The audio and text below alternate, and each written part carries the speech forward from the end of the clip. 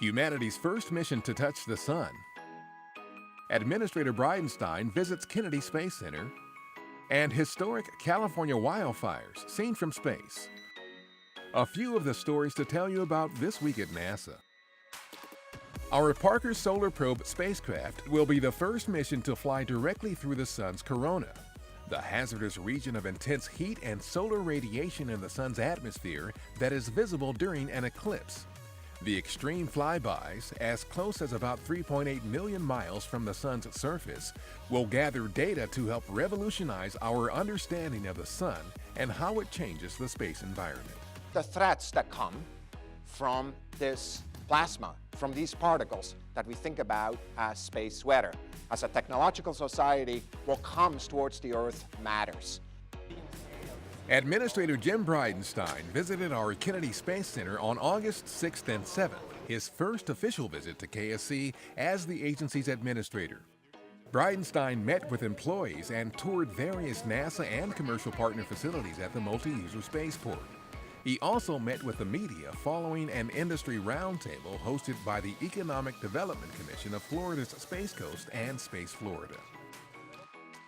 Imagery from our Aqua satellite and from the International Space Station shows billowing smoke from the series of wildfires raging across Northern California, including the Mendocino Complex, which has become the largest wildfire in the state's history.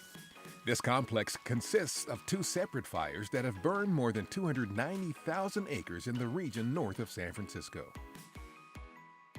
These are computer-simulated views of a planet outside our solar system known as WASP 121b, a so-called ultra-hot Jupiter. These planets reflect almost no light but get so hot that they produce their own glow, like an ember of charcoal. The dayside temperatures of these planets can top 5,000 degrees Fahrenheit. Observations of WASP 121b were conducted using our Spitzer and Hubble space telescopes. This sequence of images captured by our planet-hunting Transiting Exoplanet Survey Satellite, or TESS, shows the movement of a comet some 29 million miles away orbiting the Sun. The images, taken over the course of 17 hours before TESS started science operations, demonstrate the satellite's ability to collect a series of stable images covering a broad region of the sky, a critical factor in finding transiting planets orbiting nearby stars. That's what's up this week at NASA. For more on these and other stories, follow us on the web at nasa.gov/twan.